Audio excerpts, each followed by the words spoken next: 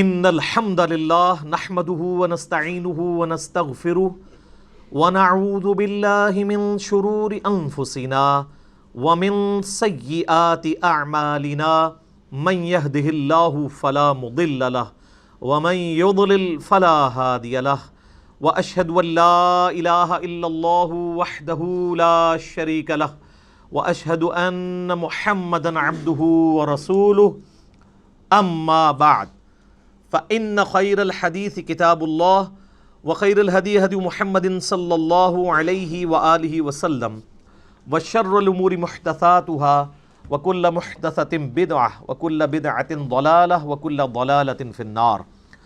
أعوذ بالله السميع العليم من الشيطان الرجيم من همزه ونفخه ونفثه. بسم الله الرحمن الرحيم.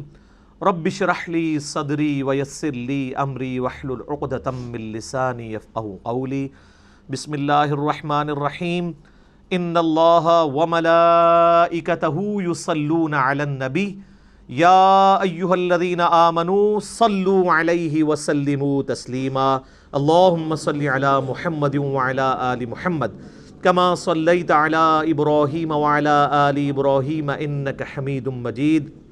اللهم بارك على محمد وعلى آل محمد كما باركت على إبراهيم وعلى آل إبراهيم إنك حميد مجيد. اللهم ربنا آتنا في الدنيا حسنة وفي الآخرة حسنة وقنا عذاب النار. ربنا آتنا من لدنك رحمة وهيئ لنا من أمرنا رشدا. لا إله إلا أنت سبحانك إني كنت من الظالمين. حسبنا اللہ ونعم الوکیل.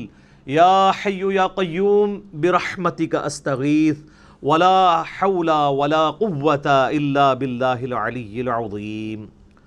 آمین. الحمدللہ آج 27 اکتوبر 2019 کو سنڈے کے دن قرآن کلاس نمبر 02 میں ہم انشاءاللہ تعالی قرآن حکیم کا جو تعارف کا سلسلہ میں نے شروع کیا تھا اس میں 40 پوائنٹس ڈسکس کرنے تھے. 10 پوائنٹس ہم نے پچھلی دفعہ ڈسکس کر لیے تھے. آج کی 55 منٹ کی کلاس میں ہم انشاءاللہ 11 نمبر پوائنٹ سے آن ورڈ سٹارٹ کریں گے انشاءاللہ. علمی پوائنٹ نمبر 11 وہ ہے میرے بھائیوں، قرآن حکیم کا 2/3 حصہ جو ہے وہ مکی قرآن پر مشتمل ہے اور 1/3 حصہ مدنی قرآن پہ ہے.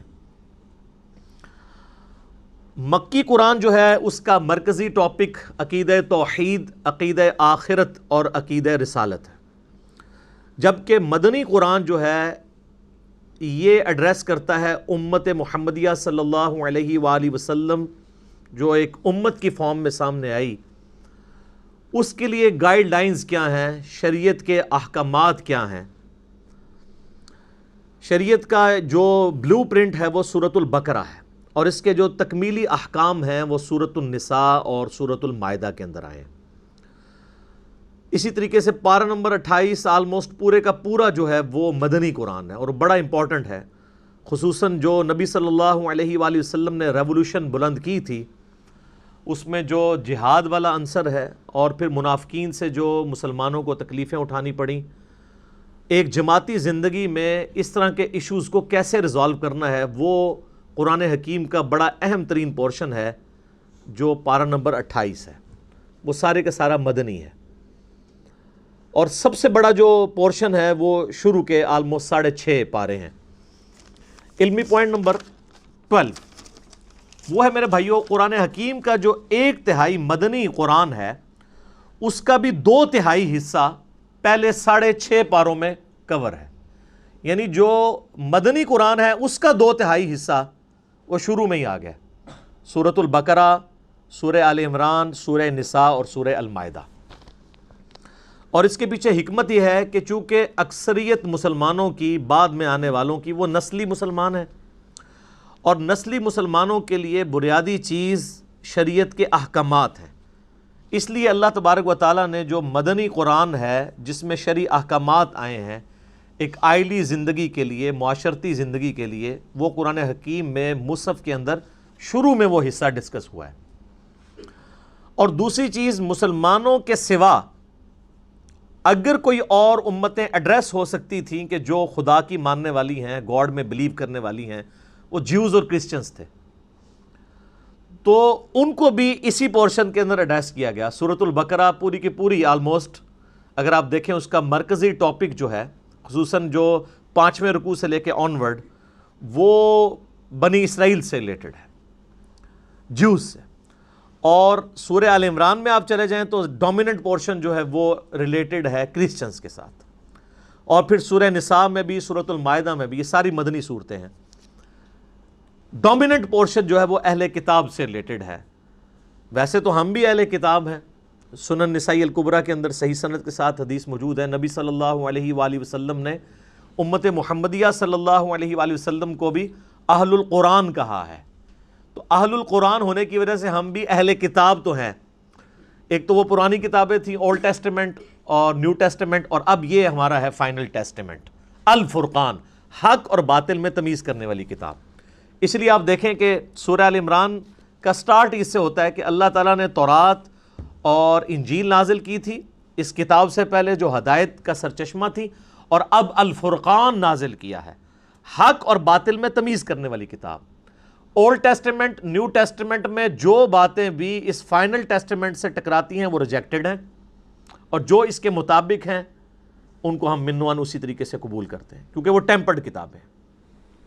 یہ اللہ تعالیٰ کی وہ کتاب ہے جو ٹیمپرڈ نہیں ہے، اور اس کے پیچھے حکمت یہ ہے کہ چونکہ آپ صلی اللہ علیہ وآلہ وسلم کے بعد اب کوئی پیغمبر نہیں آنا، تو اگر یہ کتاب بھی تبدیل ہو جاتی تو جب پیغمبر نے نہیں آنا تو پھر انسانیت کو ہدایت کیسے ملتی؟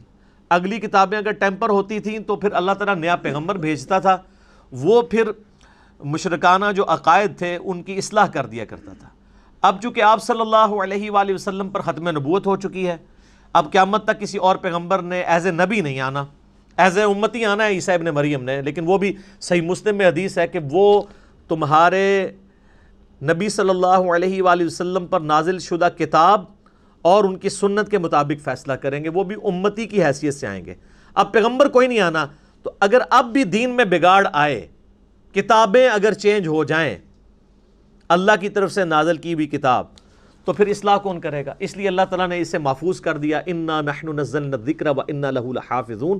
بے شک اس الذکر، دی ریممبرنس، بڑی یاد دلانے والی، اللہ کی یاد دلانے والی کتاب، اس کو ہم نے نازل کیا اور ہم ہی اس کی حفاظت کرنے والے ہیں۔ تو اس کے اندر حکمت ہے، چونکہ نبی علیہ السلام کی نبوت قیامت تک کے لیے ہے، لہٰذا آپ صلی اللہ علیہ وآلہ وسلم کی کتاب کو اللہ تعالیٰ نے قیامت تک کے لیے محفوظ کر دیا۔ آج اگر کسی کو ہدایت ملنی ہے تو اسی کتاب کے ذریعے ملنی ہے۔ یہ اللہ تعالیٰ کی طرف سے بہت بڑا انعام ہے امت محمدیہ صلی اللہ علیہ وآلہ وسلم کے لیے۔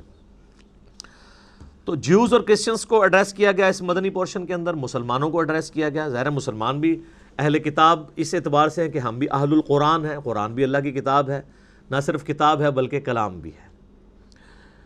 علمی پوائنٹ نمبر 13، میرے بھائیو، قرآن حکیم آج بھی عربک لٹریچر کی چوٹی کی کتاب ہے، اور جب لٹریچر کی بات ہوگی پھر ریلیجن سے ہٹ کر جو لٹریچر کی فیلڈ کے لوگ ہیں، ایکسپرٹس ہیں، ان کی رائے کو مانا جائے گا۔ یعنی اگر آج آپ انگلش زبان میں بات کریں گے، انگلش زبان کے کسی لفظ کے اوپر بحث کریں گے، اس کی پروننسیشن کیا ہے، تو آپ آکسفورڈ ڈکشنری کی طرف جائیں گے، اور بعض اوقات ڈکشنری میں بھی وہ چیزیں اس طریقے سے موجود نہیں ہوتی ہیں جو نسل در نسل ایز اے لنگوسٹک چل رہی ہوتی ہیں۔ آج ایک نان مسلم گورا وہ اتھارٹی ضرور مانا جائے گا انگلش زبان میں، اور ایک مسلمان کو صرف مسلمان ہونے کی وجہ سے انگلش میں اتھارٹی نہیں مانا جائے گا جب تک وہ انگلش لٹریچر کو جانتا نہیں ہوگا۔ بالکل اس طریقے پر اس وقت بھی آپ کو پتہ ہے آلموسٹ 1.5 کروڑ 150 لاکھ کوپٹک کرسچنز ہیں جو نسلاً کرسچنز ہیں، اور وہ عربک لینگویج ان کی مادری زبان ہے۔ ان میں بھی چوٹی کی بک کے طور پر، اللہ کی کتاب کے طور پر نہیں، لیکن عربک لنگوسٹک کی چوٹی کی بک کے طور پہ قرآن حکیم کو مانا جاتا ہے، پڑھایا جاتا ہے۔ جوز بھی مانتے ہیں کہ یہ ان کے چلے یہ عقیدہ ہے کہ یہ نبی علیہ السلام کی یعنی لکھی ہوئی کتاب ہے، اللہ کی کتاب نہیں مانتے، لیکن وہ یہ مانتے ہیں کہ یہ عربک لنگوسٹک کا شاہکار ہے یہ کتاب۔ اور میں یہاں پہ آپ کو ایک اور بات بھی بتا دوں، علمی پوائنٹ نمبر 14 ہے وہ، کہ قرآن حکیم کسی بھی اعتبار سے کسی ڈکشنری کا محتاج نہیں ہے، کیونکہ کسی بھی زبان کی جو ڈکشنری ہوتی ہے وہ زبان کے بعد وجود میں آتی ہے، زبان پہلے وجود میں آتی ہے۔ آج تک آپ، اب ہماری مادری زبان پنجابی ہے یا اردو ہے، ہم نے اس کو ٹینسز کے ذریعے، ڈکشنری کے ذریعے نہیں سیکھا، بلکہ اپنے ماں باپ کے ذریعے سیکھا ہے۔ اور اگر آپ نے واقعی شستہ اردو سیکھی ہوئی ہے، جیسے لکھنؤ کے یا بریلی کے لوگ، یو پی کے لوگ جو شستہ اردو بولتے ہیں، تو ان کو کسی اردو کی ڈکشنری کی ضرورت نہیں ہے اپنی زبان کو ویریفائی کروانے کے لیے، کیونکہ وہ ڈکشنری سے سپیریئر ہیں۔ ڈکشنری تو دوسری زبان کے لوگوں کو اپنی زبان سمجھانے کے لیے بنائی جاتی ہے۔ یعنی اگر انگلش لنگوسٹک کے لوگوں نے اس کے ٹینس ڈیوائز کیے تو اس لیے نہیں کہ گوروں کو ان ٹینسز کی ضرورت تھی، اس لیے کہ جو انگریزی سیکھنا چاہے نا وہ اس طریقے سے سیکھے۔ اسی طریقے سے اردو کے جو ہم ٹینسز پڑھتے رہے ہیں تھوڑا بہت انفارمیشن کے طور پہ، وہ اس لیے نہیں کہ ہمیں اردو سکھائی جائے، وہ اس لیے کہ اگر کوئی نان اردو سیکھنا چاہے تو اس کے لیے آسانی ہو۔ اسی طریقے سے جن لوگوں نے عربی سیکھنی ہے ان کے لیے عربی ڈکشنری ہے، جو لوگ عربی جاننے والے لوگ ہیں ان کو ڈکشنری کی ضرورت نہیں ہے۔ اسی لیے کئی ایک چیزیں آپ ڈکشنری میں ایسے دیکھیں گے کہ جو کسی رول میں بیٹھتی نہیں ہے عربک زبان میں، وہ مستعمل ہوتی ہیں، ڈکشنری کے پوائنٹ آف ویو سے وہ غلط ہوتی ہیں۔ یہ میں اس لیے آپ کو بتا رہا ہوں کہ کتنے نان مسلمز ہیں جنہوں نے قرآن حکیم کی عربی لنگوسٹک کے اوپر بھی اعتراض کیے ہیں، باقاعدہ اس کے اوپر مناظرے رکھے ہوئے ہیں۔ جو کاپٹک کرسچنز ہیں یا جیوز ہیں جو بائی برتھ عربک لینگویج جاننے والے لوگ ہیں، انہوں نے عربک زبان کی ڈکشنری کے مطابق قرآن حکیم میں کچھ غلطیاں ہائی لائٹ کی ہیں کہ یہاں پر یہ لفظ نہیں یہ والا لفظ آنا چاہیے تھا۔ مثال کے طور پر قرآن حکیم میں آپ کو کئی جگہ ملے گا کہ اللہ تعالیٰ انبیاء کرام علیہ السلام کو پلورل کے سیغے سے مخاطب کرتا ہے، جمع کے سیغے سے، لیکن بعد میں جو بات ہو رہی ہوتی ہے وہ سنگولر کے سیغے میں۔ یعنی قوم عاد نے رسولوں کا انکار کیا، وہ کہتے ہیں جی قوم عاد نے تو ایک رسول کا انکار کیا تھا، یہ جمع کا سیغہ کیوں آیا ہے؟ تو اب قرآن حکیم صرف لٹریچر کی کتاب نہیں ہے، یہ ایک دعوت بھی ہے، تذکیر بھی ہے، نصیحت بھی ہے۔ تو پھر ہم ان کو بتاتے ہیں کہ چونکہ قرآن کی ڈاکٹرائن یہ ہے کہ جس نے ایک رسول کا انکار کیا اس نے سارے رسولوں کا انکار کیا۔ لا نفرق بین احد من رسلی، ہم رسولوں میں ایمان لانے میں فرق نہیں کرتے۔ آج اگر کوئی شخص سارے انبیاء کو مانے، عیسیٰ ابن مریم کا انکار کر دے علیہم السلام، چاہے وہ نبی علیہ السلام کے لیے اپنی جان بھی دینے کے لیے تیار ہو جائے، ہم اسے کافر کہیں گے، کیونکہ ایک پیغمبر کا انکار بھی سارے نبیوں کا انکار ہے۔ تو جب کہا جاتا ہے کہ قوم عاد نے رسولوں کا انکار کیا، قوم سمود نے رسولوں کا انکار کیا، وہ کہتے ہیں جی جمع کے سیغے سے بات کیوں ہو رہی ہے، انہوں نے تو وقت کے ایک پیغمبر کا انکار کیا تھا۔ تو ہم کہتے ہیں کہ انہوں نے ایک وقت کے پیغمبر کا انکار کر کے گویا سارے پیغمبروں کا انکار کر دیا، پوری اس ڈاکٹرائن کا انکار کر دیا۔ تو اس طرح کی وہ پھر عربی لنگوسٹک کے اعتبار سے وہ غلطیاں نکالنے کی کوشش کرتے ہیں۔ تو یاد رکھیے گا کہ قرآن حکیم کی عربک کو کبھی بھی آپ نے عربی ڈکشنری سے نہیں سمجھنا، بلکہ عربک جو مستعمل ہے عرب کے بادیہ نشین لوگوں کی، اس کے مطابق سمجھنا، جو میں نے پچھلی دفعہ بتایا تھا کہ قرآن حکیم جو آراب تھے، پینڈو لوگ، گاؤں کے رہنے والے لوگ، بادیہ نشین ریگستانوں میں رہنے والے لوگ، ان کے ڈائلیکٹ میں قرآن حکیم نازل ہوا ہوا ہے، اور آج وہ اسی طرح کی عربی بولتے ہیں۔ ویسے تو قرآن حکیم کی برکت سے آلموسٹ عربک جو ہے وہ فریز ہو چکی ہوئی ہے۔ مصر کے اندر تھوڑا بہت فرق ہے عربک لینگویج کا، لیکن وہ چند ایک الفاظ میں پچھلی دفعہ ڈسکس کر چکا ہوں، اس لیے میں اس کو لے کے نہیں چلوں گا آگے۔ اور میں آپ کو بتاؤں کہ کئی مسلمان بھی ہیں جنہوں نے صرف قرآن حکیم کو سپیریئر ثابت کرنے کے لیے عربی ڈکشنری کے باقاعدہ خود قرآن حکیم میں ڈکشنری کے پوائنٹ آف ویو سے جو غلطیاں بنتی ہیں نا، وہ نکال کے کتابیں لکھی ہوئی ہیں کہ ڈکشنری تو یہ کہتی ہے قرآن میں یہ لفظ اس طرح آیا ہے۔ اور وہ اس لیے نہیں کہ وہ قرآن کی غلطی نکال رہے تھے، بلکہ وہ بتانا چاہ رہے تھے کہ قرآن حکیم سپیریئر ہے ڈکشنری پہ، ڈکشنری تو بعد میں بنی ہے۔ تو وہی پھر وہ اٹھاتے ہیں کچھ لوگ اور وہ کہتے ہیں نہیں قرآن میں یہ فالٹ، یہ فالٹ، یہ فالٹ، باقاعدہ اس کے اوپر مناظرے بھی ہوئے ہیں، مسلمانوں نے پھر اس کو کلیریفائی بھی کیا ہے، کتابیں بھی لکھی گئی ہیں اس ٹاپک کے اوپر۔ علمی پوائنٹ نمبر 15، قرآن حکیم میرے بھائیوں ہمارے محبوب صلی اللہ علیہ وآلہ وسلم نے اپنی مبارک زندگی میں خود لکھوایا تھا۔ اس کی ایک ایک آیت، اس کی صورتوں کی ترتیب، اور کس جگہ پہ کون سی آیت مکمل ہوتی ہے، کون سی صورت پہلے ہے کون سی بعد میں ہے، سورۃ الفاتحہ سے لے کر سورۃ الناس تک ایک ایک ٹائنیز ڈیٹیل یہ ہمارے محبوب صلی اللہ علیہ وآلہ وسلم نے خود لکھوائی ہے ریٹن فارم میں۔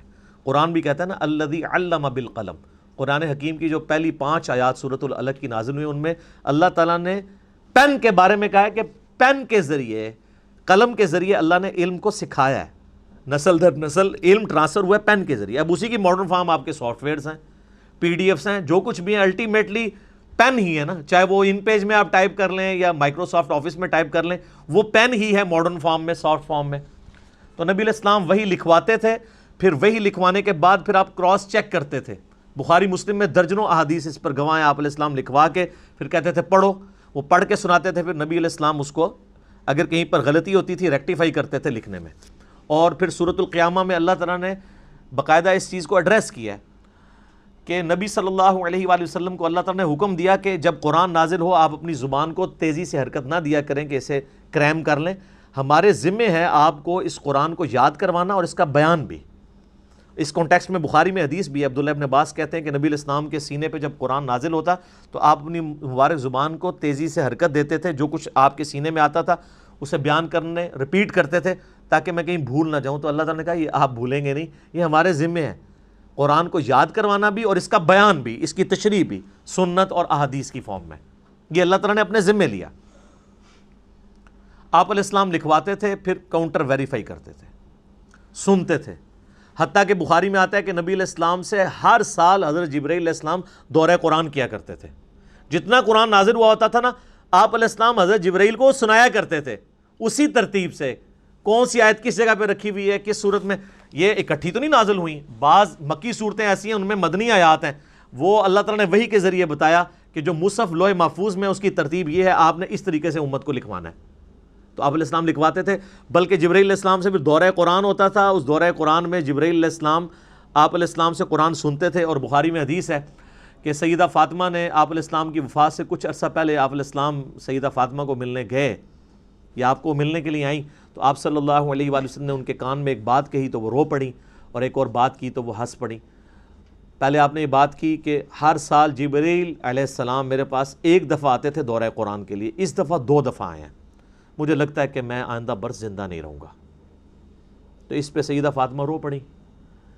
پھر آپ علیہ السلام نے ان کے کان میں کہا کہ کیا تم اس بات پہ خوش نہیں ہو کہ اللہ تعالیٰ نے تمہیں جنتی عورتوں کی سردار بنایا ہے، اور میرے مرنے کے بعد سب سے پہلے میرے اہل بیت میں سے تم مجھے آ کے ملو گی۔ 6 مہینے بعد ان کی ڈیتھ ہو گئی۔ تو اس پہ سیدہ فاطمہ خوش ہوئی۔ یہ حدیث بخاری مسلم دونوں میں ہے۔ اما عائشہ کہتی ہیں حضور کی زندگی میں نے کوشش ہی نہیں کی میں سیدہ فاطمہ سے یہ پوچھوں کہ حضور علیہ السلام نے آپ کے کان میں کیا باتیں کی تھیں جس پہ آپ روئیں اور ہنسی۔ پھر حضور کی وفات کے بعد میں نے سیدہ فاطمہ سے کہا کہ فاطمہ، جو میرا حق ہے تم پر، میں تمہاری ماں لگتی ہوں، اس حق کے سبب میں تم سے سوال کرتی ہوں کہ نبی علیہ السلام نے تمہارے کان میں کیا بات کی تھی۔ پھر انہوں نے دونوں باتیں ریپیٹ کی۔ تو 2 دفعہ دورہ قرآن کیا۔ لہٰذا یہ جو ایک دجال عورت پیدا ہوئی تسلیمہ نسرین بنگلہ دیش میں، جس نے کہا کہ یہ قرآن حکیم کی ترتیب جو ہے یہ توقیفی نہیں ہے بلکہ یہ خود سے لوگوں نے، صحابہ کرام نے اپنے اعتبار سے اس کو کیا مینج، نہیں، نبی علیہ السلام نے اس کی ترتیب اسی طریقے سے لکھوائی ہے جو اللہ تعالیٰ نے وحی کے ذریعے آپ کو بتائی تھی۔ اور آپ علیہ السلام امی تھے۔ اچھا، امی کے لفظ کے اوپر بھی لوگوں میں نا ایک بڑا عجیب سا، بعض اسے گستاخی سمجھتے ہیں اور بعض دوسری ایکسٹریم پہ چلے جاتے ہیں۔ امی ہونا آپ علیہ السلام کا کوئی عیب نہیں ہے۔ امی آپ اس اعتبار سے بھی تھے کہ سورہ شورا میں، قرآن حکیم میں اللہ تعالیٰ نے سورہ شورا کے اندر مکہ کو ام القریٰ کہا ہے، بستیوں کی ماں، کیونکہ سینٹرل آپ کی بعثت خاصہ عرب کے لوگوں کے لیے تھی، اس وجہ سے بھی آپ امی ہیں۔ اور اس اعتبار سے بھی امی ہیں کہ آپ علیہ السلام نے کسی کی شاگردگی نہیں کی، آپ لکھنا پڑھنا نہیں جانتے تھے، اور یہ آپ کا عیب نہیں تھا، آپ کی خوبی تھی۔ ڈاکٹر اقبال کا شاعر ہونا ان کی خوبی ہے، لیکن نبی علیہ السلام کا شاعر ہونا ان کی خوبی نہیں ہے۔ قرآن میں اللہ تعالیٰ نے فرمایا سورہ یاسین میں، وَمَا عَلَّمْنَاهُ الشِّعْرَ وَمَا يَنبَغِي لَهُ، ہم نے ان نبی کو صلی اللہ علیہ وآلہ وسلم شعر کہنا نہیں سکھایا اور نہ ان کے شان ہے، کیونکہ اگر آپ شعر کہنا سیکھے ہوئے ہوتے تو لوگ کہتے کہ یار اتنے عرصے سے پریکٹس کر ہی رہا تھا تو ایک ریفائنڈ کتاب اس نے لکھی دینی تھی، کہ اس میں ملکوتی غنا، ایک ڈیوائن میوزک تو چلتا ہے، اگرچہ وہ برابر نہیں، آزاد نظم کا سٹائل ہے، لیکن بہرحال وہ ایک چیز تو ہے۔ الرحمن علم القرآن خلق الانسان علمہ البیان۔ تو نبی علیہ السلام نے پوری زندگی نہ کسی فلاسفر کی شاگردگی کی نہ کسی شاعر کی، اسی لیے تو لوگ پھر حیران ہوئے کہ یار یہ اللہ تعالیٰ کا کلام ہے۔ تو آپ امی تھے، اور یہ آپ کا عیب نہیں تھا، آپ کی خوبی تھی، اور اس کا ذکر اللہ تعالیٰ نے سورۃ العنکبوت میں کیٹاگوریکل اس حوالے سے مینشن کیا ہے کہ آپ علیہ السلام کی یہ خوبی کیسے بن گئی۔ سورۃ العنکبوت میں اللہ تعالیٰ نے آیت نمبر ہے یہ 48، اعوذ باللہ من الشیطان الرجیم، وما کنت تتلو من قبلہ من کتاب، اور اے نبی صلی اللہ علیہ وآلہ وسلم اس کتاب کے نزول سے پہلے آپ کسی کتاب میں سے کوئی چیز پڑھ نہیں سکتے تھے، یعنی آپ کی کمپیٹنسی نہیں کہ آپ پڑھ سکیں، ولا تخطہ بیمینک، اور نہ آپ اپنے دائیں ہاتھ سے کچھ لکھ سکتے تھے، نہ آپ لکھنا جانتے تھے نہ پڑھنا جانتے تھے۔ اذا لارتاب المبطلون، اگر ایسا ہوتا تو یہ بات شک والوں کو شک میں ڈال دیتی کہ یہ کتاب آپ نے خود لکھ لی ہے، اب تو کوئی کہہ نہیں سکتا کہ آپ لکھنا پڑھنا جانتے، تو یہ آپ نے کیسے کتاب لی؟ یہ آپ نے نہیں لکھی، اللہ نے آپ کے دل پر نازل کی۔ بل ہوا آیات بینات، بلکہ یہ تو اللہ کی آیات ہیں، فی صدور الذین اوتوا العلم، ان کے سینوں میں جن کو اللہ نے علم دیا ہے، وما یجحد بآیاتنا الا الظالمون، اور ہماری آیات سے تو انکار نہیں کرتے مگر ظالم لوگ، وقالوا لولا انزل علیہ آیات من ربی، اور یہ کہتے ہیں کہ اس نبی کو کوئی معجزہ کیوں نہیں ان کے رب کی طرف سے دیا گیا۔ اچھا یہ آیت قرآن میں درجنوں دفعہ آتی ہے، اور ایک بندہ حیران ہو جاتا ہے کہ ہم تو بچپن سے اتنے حضور کے معجزے سن رہے ہیں، اور قرآن میں بار بار کافر اعتراض یہی کر رہے ہیں کہ آپ کو معجزہ کیوں نہیں دیا گیا۔ معجزات ہیں بخاری مسلم میں، ٹینجیبل فارم میں، فزیکل فینومینا آف نیچر توڑنے والے حسی معجزات، لیکن قرآن حکیم میں جو وہ معجزات وہ ڈیمانڈ کرتے تھے نا، وہ سورہ بنی اسرائیل میں ہیں، جس میں میں نے 4 لیکچر دیے، مثلا number 131 A B C D، 9 معجزات وہ مانگتے تھے۔ وہ کہتے تھے ہمارے سامنے آسمان پہ چڑھ کے بتاؤ، اور صرف چڑھنے کو نہیں مانیں گے، اوپر سے ہمارے سامنے یوں کتاب لے کے نازل ہو، آپ یوں اشارہ کرو تو آپ کے لیے نہریں رواں ہو جائیں، باغات میں پھل اگنے شروع ہو جائیں۔ تو اللہ تعالیٰ نے ساری باتوں کے جواب میں کہا کہ تم کہہ دو میں ایک بشر ہوں، ایک انسان ہوں۔ تو معجزہ نبی علیہ السلام کا جس پہ دعوی نبوت ہے نا، وہ ایک ہے، وہ یہ کتاب ہے، کیونکہ قیامت تک کے لیے نبوت ہے۔ آج آپ علیہ السلام کی جو بخاری مسلم میں معجزات ہیں کہ آپ علیہ السلام نے پانی کے ایک پیالے میں ہاتھ رکھا تو 1500 صحابہ نے وہ پانی پیا، جانوروں کو پلایا، سٹور کر لیا، اور بخاری مسلم میں جابر بن عبداللہ کے الفاظ ہیں، واللہ اگر ہم 1,00,000 بھی ہوتے تو وہ پانی زیادہ تھا جو ایک پانی کے پیالے میں سے آپ کی مبارک انگلیوں سے نکل رہا تھا۔ اور واللہ یہ معجزہ جو ہے نا حضرت موسیٰ کے معجزے سے بھی بڑا ہے۔ حضرت موسیٰ علیہ السلام تو پتھر پہ آسا مار کے پتھر سے پانی نکل آتا ہے، گوشت میں سے پانی نہیں نکلتا، لیکن اس کو دعوی نبوت کے لیے کلیم نہیں کیا گیا، یہ تو صحابہ کے سامنے ہوا۔ دعوی نبوت کے لیے صرف قرآن ہے، کیونکہ ہم اس معجزے کی ویڈیو نہیں نا آج دکھا سکتے، کس طرح کلیم کریں؟ قرآن کی ہم کہتے ہیں یہ لے چیک کریں، اس کو سائنس پہ پیش کریں، کسی اعتبار سے چیک کریں۔ تو ادھر ہی اللہ تعالیٰ نے اس ٹروتھ کو ریویل کیا۔ یہ کہتے ہیں یہ کافر کہ نبی علیہ السلام پہ معجزہ کیوں نہیں نازل کیا گیا؟ قل انما الآیات عند اللہ، اے نبی فرما دیجئے کہ معجزے تو اللہ کے پاس ہیں، وانما انا نذیر مبین، اور میں تو صرف ڈر سنانے والا ہوں۔ اولم یکفیہم، کیا ان کے لیے یہ معجزہ کافی نہیں ہے؟ انا انزلنا علیک الکتاب یتلی علیہم، کہ ہم نے ان کے اوپر کتاب نازل کی ہے جو ان پہ تلاوت کی جاتی ہے۔ یعنی نبی علیہ السلام کا واحد معجزہ کیا ہے؟ قرآن۔ یہ بڑا مشکل ٹاپک ہے، کیونکہ اس ٹاپک کو ڈسکس کریں گے تو گستاخی کا فتویٰ لگ جائے گا۔ اچھا جی باقی معجزات کو نہیں مانتے؟ وہ مانتے ہیں، کلیم نہیں کرتے ان کو نبوت کی دلیل پہ، کیونکہ ہم اس کو پیش نہیں کر سکتے۔ کون فزیکلی اس کو چیک کروا سکتا ہے؟ آج جوس پیش کر سکتے ہیں حضرت موسیٰ علیہ السلام کا عصا نکال کے بھی لے آئے، وہ تابوت سکینہ میں کہتے ہیں پڑا ہوا ہے، لے آؤ، لاؤ اسے اجدا بنا کے بتاؤ؟ نہیں۔ عیسائی حضرت عیسیٰ علیہ السلام کے مردہ زندہ کرنے کو ویڈیو دکھا سکتے ہیں؟ تو ہم جس کی بنیاد پہ نبی علیہ السلام کے لیے پروفٹ ہونا کلیم کر رہے ہیں، ہم کہتے ہیں یہ لیں دیکھیں فزیکل فارم میں آپ کے سامنے یہ معجزہ ہے۔ تو یہ قرآن حکیم کی آیات اس پر ثبوت ہیں کہ یہ کتاب ہے جو معجزہ ہے۔ ان فی ذلک لرحمہ، اس میں ہے، بے شک اس میں ہے رحمت و ذکر لقوم یؤمنون، اور اس میں نصیحت ان کے لیے جو بات ماننا چاہیں گے. جو بات نہیں ماننا چاہتے ان کے لیے کوئی نصیحت نہیں ہے. جو بات ماننا چاہے گا اس کے لیے کتاب اللہ میں نصیحت ہے. تو یہ بڑا کریٹیکل ٹاپک ہے. اور اس میں آپ کو ضمناً بتا دوں,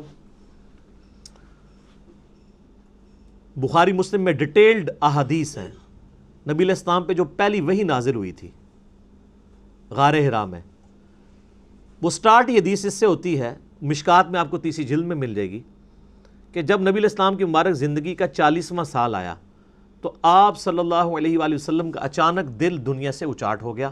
آپ بڑی ایک ڈائنامک لائف گزار رہے تھے, کامیاب مکے کے تاجر تھے, مکے کی امیر ترین عورت کے ساتھ آپ کی شادی ہوئی تھی, اور آپ ہر مکے کے رہنے والے ہر شخص کی آنکھوں کا تارا تھے, صادق اور امین تھے. اچانک ایک بندہ جو اتنا ایکسٹروورٹ ہو, گھر سے وہ کھانا پیک کر کے اور غار حرا میں جانا شروع ہو گیا, اور چند دنوں کے بعد فرشتہ آ گیا وہاں پہ.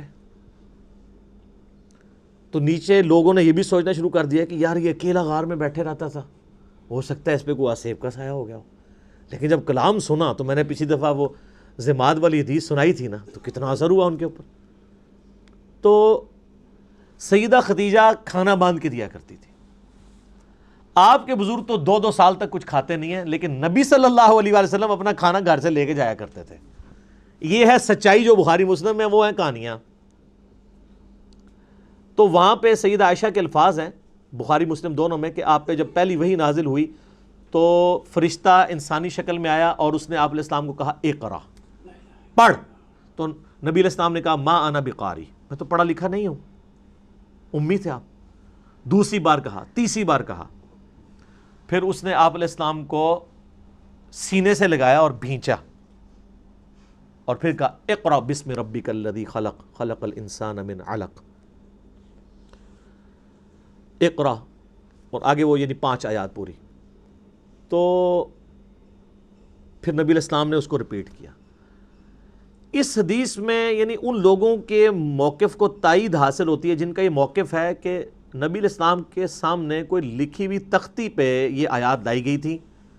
کیونکہ اگر اقرا سے مراد یہ ہوتا کہ میرے پیچھے پیچھے ریپیٹ کرو, وہ تو بچہ بھی ریپیٹ کر لیتا ہے.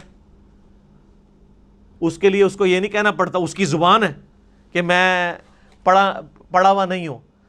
یعنی کوئی چیز ریٹن فارم میں آپ کے سامنے لا کے رکھی گئی اور آپ کو کہا گیا. اور یہ بھیجنے کی برکت یہ ہوئی کہ آپ علیہ السلام نے وہ لکھا ہوا بھی پڑھ لیا. لہٰذا یہ جو سورۃ العنکبوت کی آیت ہے نا, کہ اس قرآن کے نزول سے پہلے آپ کتاب سے کچھ پڑھ نہیں سکتے تھے, تو اس کا مطلب ہے اس کتاب کے نزول کے بعد اللہ نے آپ کو یہ معجزہ بھی دے دیا کہ آپ پڑھ لیتے تھے.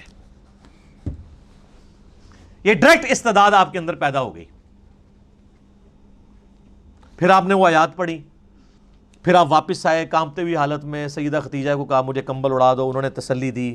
بخاری مسلم کے الفاظ ہیں کہ آپ یتیموں کے پر سرے جو ہے وہ شفقت, دست شفقت رکھتے ہیں, آپ محتاجوں کا جو ہے وہ حاجت پوری کرتے ہیں, آپ مہمان نوازی کرتے ہیں, آپ جو تنگ دست لوگ ہیں ان کی مدد کرتے ہیں. اللہ تعالیٰ آپ کو کبھی بھی بے یار و مددگار نہیں چھوڑے گا. پھر وہ ورقہ ابن نوفل جو ان کے کزن تھے, جو ایک کرسچن تھے, ان کے پاس لے گئیں. انہوں نے جب یہ باتیں سنی تو انہوں نے کہا یہ وہی ہے جو موسیٰ علیہ السلام کے پاس آئی تھی, عنقریب آپ کی قوم آپ کو اس شہر سے نکال دے گی. تو نبی علیہ السلام نے کہا مجھے یہ نکال دیں گے, یہ تو مجھ سے بڑی محبت کرتے ہیں. انہوں نے کہا آپ سے پہلے جس نے بھی توحید کی بات کی ہے اس کے ساتھ اس کی قوم نے یہی کچھ کیا. اگر میں اس وقت تک زندہ رہا تو میں آپ کی مدد کروں گا. لیکن وہ پہلے ہی فوت ہو گئے. ورقہ ابن نوفل رضی اللہ تعالیٰ عنہ, نبی علیہ السلام کی انہوں نے یعنی جو نبی ہونا ہے اس چیز کو پہچان لیا, حالانکہ وہ نبی نہ تھے, صرف کلام سن کے. تو اس سے پتہ چلتا ہے کہ آپ علیہ السلام بعد میں یعنی پڑھنے کی استعداد آپ میں آ گئی تھی, اور لکھنے کی بھی بالکل ایسا نہیں تھا کہ آپ بالکل کچھ نہیں لکھ سکتے تھے. ان لوگوں کے موقف کو تائید ہوتی ہے کہ وہ یہ کہتے ہیں کہ نبی علیہ السلام اس کتاب کے نزول سے پہلے, الفاظ ہے اس کتاب کے نازل ہونے سے پہلے, نہ آپ دائیں ہاتھ سے لکھ سکتے تھے نہ پڑھ سکتے تھے, کیونکہ بعد میں لکھنا ثابت بھی ہے. میرا یوٹیوب پہ ایک کلپ ہے نبی علیہ السلام کی ہینڈ رائٹنگ, لیکن آپ کو مہارت نہیں تھی لکھنے میں, کیونکہ جس بندے نے کبھی لکھا نہ ہو تو کبھی کبھار وہ لکھے تو مہارت نہیں ہوتی. اور وہ حدیث ہے بخاری میں جو صلح حدیبیہ کا معاہدہ لکھا جا رہا تھا, محمد رسول اللہ کو کٹوایا تھا سہیل ابن عمر نے, بعد میں خیر مسلمان ہو گئے, کہ ہم تو آپ کو اللہ کا رسول نہیں مانتے تو آپ محمد بن عبداللہ لکھیں. سر عمر سیریز دیکھ لیں, اس میں یہ ساری چیزیں فلمائی ہوئی ہیں. تو پھر نبی علیہ السلام نے مولا علی سے کہا، تو انہوں نے کہا یا رسول اللہ میں آپ کا نام نہیں مٹاؤں گا. حالانکہ حکم ادب پہ فوقیت رکھتا ہے، لیکن نبی علیہ السلام نے بھی اس چیز کو سمجھا کہ محبت کی وجہ سے ہی کہہ رہا ہے. پھر آپ نے فرمایا اچھا مجھے بتاؤ میں خود کاٹتا ہوں. تو بخاری کے الفاظ ہیں، آپ نے محمد رسول اللہ پر لکیر پھیر کے اپنے مبارک ہاتھوں سے محمد ابن عبداللہ لکھا. اور وہ راوی حدیث کہتا ہے کہ نبی علیہ السلام لکھ رہے تھے لیکن آپ لکھنے پہ مہارت نہیں رکھتے تھے، یعنی آپ کی ہینڈ رائٹنگ اتنی واضح نہیں تھی. بہرحال آپ نے جو بھی تھا وہ لکھ لیا، یعنی چاند ایک الفاظ لکھنے سے ثابت ہو گیا آپ علیہ السلام تھوڑا بہت لکھ بھی لیتے تھے. پڑھنے کی استعداد آپ میں آ گئی تھی، اور ویسے بھی وہی کو آپ کاؤنٹر ویریفائی کرتے تھے سننے کے بعد. کئی کاتبین وہی اس میں یعنی شامل تھے جو جن کی ڈیوٹیز اس حوالے سے نبی صلی اللہ علیہ وآلہ وسلم نے لگائی ہوئی تھی. تو یہ امی کو میں نے کلیئر کر دیا کہ امی کا مطلب کیا ہے. یعنی یہ نعوذ باللہ اس کا مطلب کوئی جاہل ہونا نہیں ہے، یعنی آپ علیہ السلام کا یہ معجزہ تھا. اللہ تعالیٰ نے آپ کو اس طریقے سے رکھا. جس طرح حضرت عیسیٰ علیہ السلام کا معجزہ تھا کہ وہ یعنی شیرخارگی کی عمر میں بول پڑے تھے، نبی علیہ السلام کا معجزہ یہ تھا کہ 40 سال کی عمر تک پہنچتے ہوئے، یعنی لیونر کیلنڈر کے مطابق اور سولر کیلنڈر کے مطابق 39 ایئرز، لکھنا پڑھنا آپ نہیں جانتے تھے. اسی جب یہ کتاب آئی تو کسی نے یہ شک نہیں کیا جو سورۃ العنکبوت میں آیا، تاکہ لوگ شک میں نہ پڑ جائیں کتاب آپ نے لکھی ہے. تو یہ اللہ کا ڈیوائن پلان تھا، اس میں فٹ ان یہی پھر سکیم بیٹھتی تھی جو اللہ تعالیٰ نے رکھی. یہ اس کی حکمت ہے. علمی پوائنٹ نمبر 16 میرے بھائیوں، قرآن حکیم کی یہ جو موجودہ کتابی شکل ہے، اس کتابی شکل میں پہنچتے ہوئے آلموسٹ 25 سال اس کو لگے ہیں. اس 25 سالوں میں نبی علیہ السلام پہ جو قرآن نازل ہوا ہے وہ والے 23 سال شامل نہیں ہیں، اس کے بعد 25 سال لگے ہیں اس شکل میں آتے ہوئے. اس کی حکمت میں آپ کو اگلے پوائنٹس میں بتاتا ہوں. علمی پوائنٹ نمبر 17 وہ ہے میرے بھائیوں کہ عرب کے لوگوں کو اپنی میموری کے اوپر نا بڑا ناز تھا. وہ چیزیں زبانی یاد رکھتے تھے، کریم کرتے تھے، ان کو اتنی شاعرانہ کلام زبانی یاد ہوتے تھے. ان کے لیے کوئی پرابلم نہیں تھا چیزوں کو زبانی یاد رکھنا، اور اس پہ وہ فخر محسوس کرتے تھے. اب اس سینیریو کے اندر جب یہ کتاب نازل ہوئی تو صحیح بخاری میں آتا ہے کہ ابن مسعود کہتے ہیں میں نے 80 صورتیں نبی علیہ السلام سے خود سن کے یاد کی ہیں. آپ نماز میں پڑھتے تھے، آپ ذرا کریمنگ کا لیول دیکھیں کہ نماز میں وہ تہجد کی نماز میں سن رہے ہیں اور یاد بھی کر رہے ہیں. اتنے ان کے مضبوط حافظے تھے. ابھی بھی دیکھ لیں آپ، چھوٹے بچوں کو لگا لیں، کتنے بچے ہیں 8-9 سال کی عمر میں پورا قرآن حفظ کر جاتے ہیں. ابھی بھی کوئی مشکل نہیں ہے، لیکن وہ اب تھوڑا سا چونکہ ہمارا موڈ چینج ہو گیا ہے، ہماری پرائورٹیز چینج ہو چکی ہیں، اس لیے وہ والا معاملہ پیچھے چلا گیا. ہم زیادہ تر لکھی ہوئی چیزوں کے اوپر اعتماد کرتے ہیں، زبانی یاد رکھنے کے اوپر توجہ نہیں کرتے، اس لیے یہ ذرا مسئلہ آہستہ آہستہ پیچھے چلا گیا. اب چونکہ ان کو اپنی کریمنگ کے اوپر ناز تھا، یاد کرنے کے اوپر ناز تھا، اس لیے وہ قرآن پاک کے حافظ سینکڑوں کی تعداد میں صحابہ کرام میں موجود تھے. لیکن صحیح بخاری میں آتا ہے جب جنگ یمامہ ہوئی مسیلمہ کذاب کے خلاف، اس جنگ میں کئی حفاظ شہید ہوئے. تو پھر حضرت عمر نے آ کے مشورہ دیا کہ ہم یہ جو سکیٹرڈ فارم میں کہیں ہڈیوں پہ، کہیں چمڑے کی کھال کے اوپر، کہیں لکڑی کے اوپر لکھی ہوئی نبی علیہ السلام کی لکھوائی ہوئی وہی موجود ہے، اس کو ایک جگہ جمع کر کے کتابی شکل 2 گتوں کے درمیان لے آئیں. تو حضرت ابوبکر چونکہ سنت کی پیروی کرنے والے تھے، پہلا جواب ان کا وہی تھا کہ میں وہ کام کیوں کروں جو نبی علیہ السلام نے خود نہیں کیا. پھر حضرت عمر ان کے ساتھ بحث کرتے رہے کہ اس کی ضرورت ہے، حتیٰ کہ حضرت ابوبکر کہتے ہیں اللہ نے میرا سینہ کھول دیا. پھر مشورہ طے پایا کہ زید ابن ثابت جو بڑے انٹیلیجنٹ بندے تھے اور سب سے زیادہ ڈومیننٹ وہی انہوں نے لکھی ہوئی تھی، ان کو بلایا گیا، ان کے ذمہ یہ کام لگایا گیا. وہ بھی ریلیکٹنٹ ہوئے. پھر ان کے ساتھ صحابہ نے بحث کی، وہ مان لیا انہوں نے. اور بخاری میں الفاظ ہیں، انہوں نے کہا کہ اگر مجھے حضرت ابوبکر یہ ڈیوٹی لگاتے نا، یہ پورا پہاڑ یہاں سے یہاں شفٹ کرنا ہے، تو وہ آسان کام تھا. قرآن پاک کی ذمہ داری میرے پہ لگانا ایک پوری امت کے اعتبار سے میرے پہ بڑی ذمہ داری تھی. زبانی لوگوں کو یاد تھا، آج بھی حافظ ہی اس کو پڑھ کے اینڈ پہ آپ دیکھتے نہیں لکھا ہوتا ہے ہم نے قرآن کو حرف حرف پڑھا، اس میں کوئی غلطی نہیں ہے. یہ کوئی نسخے سے نہیں میچ کرتا، کریمنگ کوئی حفاظ نہیں اس کو. لیکن حضرت ابوبکر یہ چاہتے تھے جو نبی علیہ السلام نے اپنے نوٹس لکھوائے ہیں اس کے ساتھ کاؤنٹر ویریفائی کیا جائے، اور اس کے لیے طے پایا کہ ریٹن ریکارڈ موجود ہونا چاہیے. جو بھی آپ اس میں لکھیں گے اور کم از کم 2 بندے اس کو ریٹن میں جسٹیفائی کریں گے. لیکن اس میں ایک آیت ایسی تھی کہ جس کا ریٹن ریکارڈ صرف ایک بندے کے پاس تھا. صحیح بخاری میں آتا ہے وہ تھے حضرت خزیمہ ابن ثابت انصاری. رضی اللہ تعالیٰ عنہ، اور کسی کے پاس مل نہیں رہا تھا۔ صحابہ کو یہ اجداج سے پتا تھا، کیونکہ الفاظ ہیں کہ گم پائی، تو گم وہی بندے کو پتا ہوتا ہے جس کو یاد ہو کہ میں نے سنی ہوئی ہے اور اب لکھی بھی نہیں مل رہی۔